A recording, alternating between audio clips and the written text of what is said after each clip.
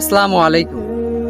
একদিন হযরত আব্দুল্লাহ ইবনে মাকতুম রাদিয়াল্লাহু আনহু তিনি ছিলেন অন্ধ এবং তিনি রাসূলুল্লাহ সাল্লাল্লাহু আলাইহি ওয়াসাল্লামের কাছে গেলেন এবং জিজ্ঞাসা করলেন যে, হে আল্লাহর রাসূল, আমি তো একজন অন্ধ মানুষ, আমি তো চোখে দেখতে পারি না এবং আমার বাড়ি থেকে মসজিদও অনেক দূরে এবং রাস্তায় যাতায়াত করার অনেক অসুবিধা। আচ্ছা, তাহলে আমি কি মসজিদে না গিয়ে বাড়িতেই নামাজ আদায় করব?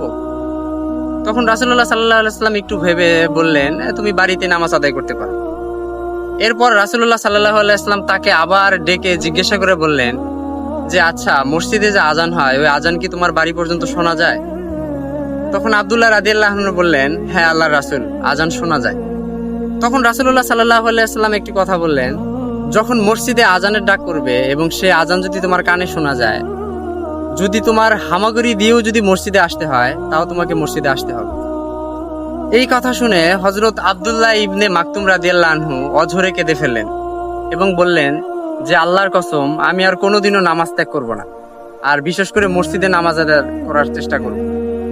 সেদিনের পর থেকে হযরত আব্দুল্লাহ ইবনে মাকতুম রাদিয়াল্লাহু আনহু লাঠির উপর ভর করে এসে মসজিদে নামাজ আদায় করতেন। আল্লাহ তাআলা আমাদের সকলকে হেফাজত করুক এবং আল্লাহ তাআলার হুকুম 5 ওয়াক্ত নামাজ যাতে আমরা মসজিদে আদায় করতে পারি, এই তৌফিক আমাদেরকে দান করুক। আর চ্যানেলে যারা নতুন, চ্যানেলটিকে অবশ্যই লাইক এবং অবশ্যই সাবস্ক্রাইব করবেন। আজকের মতো এ পর্যন্তই। আসসালামু আলাইকুম।